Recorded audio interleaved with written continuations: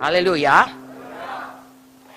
Firman Tuhan yang kita ketahui dan kita percayai, lalu kita lakukan, maka ini berarti ada Zoe dalam kita. Amin. 1 Yohanes 2 ayat 3 sampai 6. Dan inilah tandanya bahwa kita mengenal Allah, yaitu jikalau kita menuruti perintah-perintahnya. Barang siapa berkata, aku mengenal dia, tetapi ia tidak menuruti perintahnya, ia adalah seorang pendusta, dan di dalamnya tidak ada kebenaran. Tetapi barang siapa yang menuruti firman-Nya, di dalam orang itu sungguh sudah sempurna kasih Allah. Dan dengan itulah kita ketahui bahwa kita ada dalam Dia. Barang siapa mengatakan bahwa ia ada dalam Dia, ia wajib hidup sama seperti Kristus telah hidup. Nomor 1, Kristus hidup patuh kepada Bapaknya. Jadi kalau kita ada dalam Yesus, kalau Zoe ada dalam kita, kalau kita melekat kepada Tuhan, maka kita akan selalu patuh. Karena Tuhan, saudaraku, bukan manusia. Dia tidak pernah menyesal kalau dia berjanji. Dia akan selalu penuhi. Bahkan Yeremia 1:12 bersegera-segera memenuhinya. Amin. Jika kita tinggal dalam Yesus, maka kita pasti akan seperti Tuhan Yesus. Di mana Tuhan Yesus itu sepanjang hidupnya dia patuh kepada Bapaknya. Yohanes 6 ayat 38. Sebab aku telah turun dari sorga bukan untuk melakukan kehendakku, tapi untuk melakukan kehendak Dia yang telah mengutus aku. Jadi bukan kehendakku. Apapun yang kukerjakan ini adalah dalam kepatuhan kepada Bapakku. Kita pun begitu, saudaraku. Semua yang kita kerjakan, baik pelayanan, baik dalam hidup kita sehari-hari, ya, di mana saja, itu adalah kepatuhan kepada Bapa di sorga, kepada Tuhan Yesus, kepada firman-Nya. Amin. Kepada pimpinan Roh Kudus. Haleluya. Inilah yang menyebabkan Tuhan Yesus menerima roh yang tidak terbatas. Saya rindu, saya kira semua kita rindu supaya Roh Kudus melimpah dalam kita dan bekerja dahsyat melalui kita. Tapi rupanya beginilah dibuat Tuhan Yesus, maka itu jadi padanya. Dia patuh kepada Bapaknya dalam segala perkaranya, bukan kehendakku, kehendakmu jadi. Lalu Yohanes 3 ayat 34 berkata, sebab siapa yang diutus Allah, dialah yang menyampaikan firman Allah, karena Allah mengaruniakan rohnya dengan tidak terbatas. Ini Tuhan Yesus. Tidak heran, saudaraku, semua pelayanan Tuhan Yesus berkemenangan. Haleluya. Saya kira semua kita ingin pelayanan seperti ini. Mari kita patuh kepada Tuhan. Lalu apapun dikatakan, saudaraku, Tuhan sendiri berurusan dengan kita. Amin.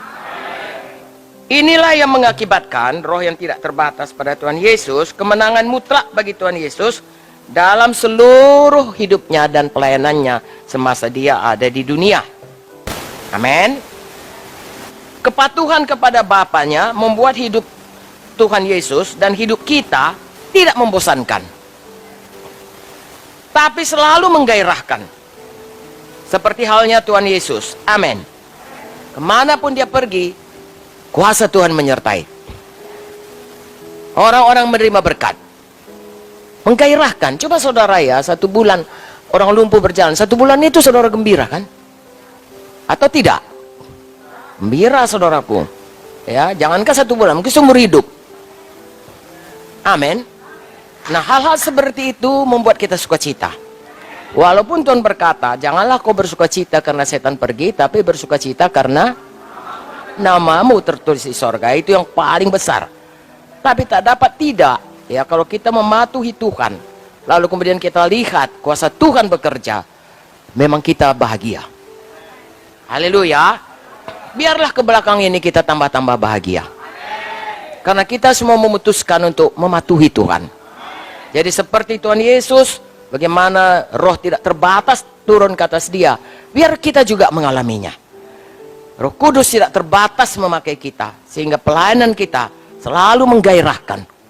Orang berkata bodoh, kalau gini saudaraku, apapun kata orang, kata Tuhan yang benar.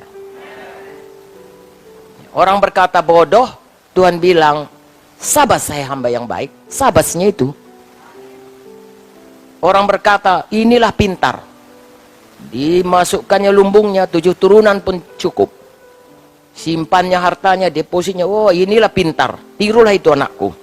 Itulah kira-kira orang tua bicara kepada anaknya, seperti akan orang-orang yang seperti anak muda yang kaya itu. Tapi Tuhan berkata apa? Hai bodoh, malam ini diambil nyawamu, kemana semua hartamu? Anak muda itu pintar pun kata orang, bodohnya itu. Jadi apa kata Tuhan, itu sajalah yang kita percayai. Kalau kata Tuhan, Tuhan Yesus patuh kepada Bapaknya, hanya mengerjakan apa yang disuruh Bapaknya, bukan kehendaknya. Lalu kemudian Bapa mengaruniakan kepadanya roh yang tidak terbatas, dan dengan itu dia melayani. Mari kita percayai. Lalu kita patuhi firman Tuhan. Amin. Baiklah, jadi marilah kita patuhi Tuhan dalam segala perkara. Marilah kita hidup untuk mematuhi Tuhan selama-lamanya. Mematuhi Tuhan berarti kita berjalan di dalam kasih. Haleluya. Dan mematuhi Tuhan ini adalah satu sikap hati yang konsisten.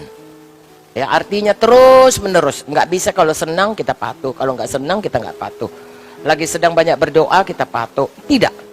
Kepatuhan itu sama seperti berdoa, sama seperti kesukaan akan firman, ya. Kepatuhan itu juga terus menerus. Lengket. Ya, doa melekat kepada Tuhan.